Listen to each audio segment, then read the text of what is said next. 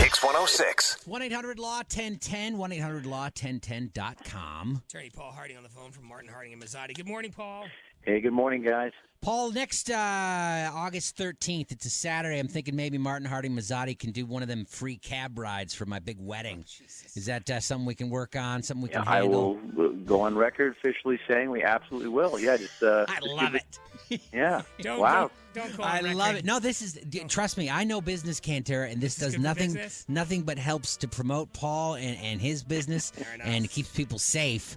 We can talk it over. Yeah, we're in. Sorry, Tony. So Paul's on here to talk about a story we hit yesterday on the show, and that's the guy who shot down a drone that was hovering not only above his yard, but above his 16-year-old daughter sunbathing in a bikini. Yeah, but there's some nuance here. There's a little like it was not like right over his yard, I think, initially, and he was out there waiting with a shotgun, and the second it came over, it was underneath his neighbor's canopy and then flew over his yard. But what are the rights on the airspace above your house? Do you own a certain amount of feet, Paul? Well, put in perspective here, he's in Kentucky, and in Kentucky the rules, in terms of really kind of protecting your home, I'm really surprised that they arrested him here.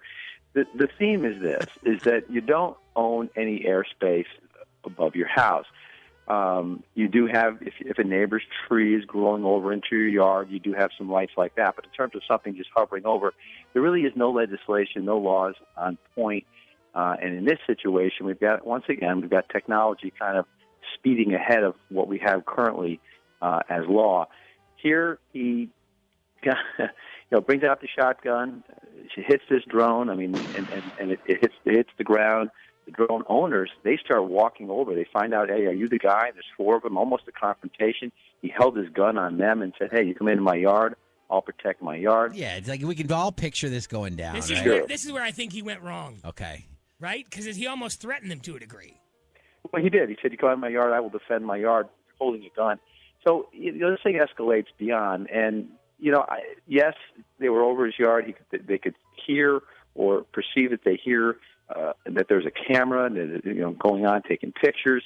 And he's arrested. And he's arrested with 2 felonies. Now, at the end of the day, you go to jail, I don't think so. But the police really took the side of the drone owners. Again, personal property being shot down, shooting in a residential neighborhood. He said, I shot straight up. I didn't shoot at an angle. But again, those bullets, in this case, probably buckshot, landed somewhere. Right. You can sympathize for the guy. I mean, what if there was a creepy guy like leering at his daughter from the bushes on his or leaning over his property? Could you shoot the guy? No, you really can't shoot the guy for that. You could call the police and say, "Wow, we got this weird situation," or you could. Oh, that's right. Call somebody. Don't shoot. Yeah. Okay, I keep forgetting that in this country we just decide to shoot. So I'm in a helicopter and I'm hovering above somebody's house, just watching their pool party. Well, you're probably in the new Blue Thunder movie. At some point, I have an expectation of privacy, or at least I would think I would. Mm-hmm. Well, if you think about the whole paparazzi thing, right? I mean, when you have these weddings or have these events that are real popular, maybe your wedding coming up next year. Listen, cameras are going to be everywhere, I can tell. They could hover over the top, and you can't shoot them down. You just can't, and that's why they're always kind of, trying to trick the paparazzi as to where the event's going to be. So the fact that something's over your yard, you can't shoot it down. And there are no laws with these drones. The FAA, the Federal Aviation Administration, they're trying to figure out how can we get these drones away from airplanes and airports and landing zones. So I think we'll see something develop in the next several months on this. Right. But as far as this guy goes, everybody's sympathetic. This idiot driving this, operating this drone over his daughter, maybe taking pictures, maybe not. But the guy was definitely being a pervert. I'm sure. Well, if it wasn't for his 16-year-old daughter sunbathing, I think the story wouldn't even be a story. Yeah. That's right. But you can't. So we'll see law saying that you can't fly drones over people's property soon. Here, you think? I think you're absolutely going to have that. You can do flybys, but you can't do the hover.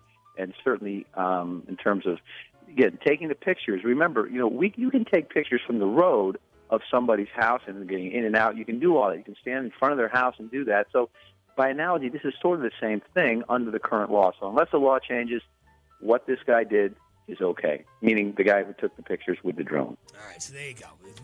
We're just a little smarter today because Paul Harding was on the program. Thank you, Paul. Yeah, we need more of you, Paul. 1-800-LAW-1010, 1-800-LAW-1010.com. Always a pleasure, my friend. Say hi to everybody over there at Martin Harding. I absolutely will. Okay? Thanks, guys. Quinn and Cantara, mornings on PYX 106.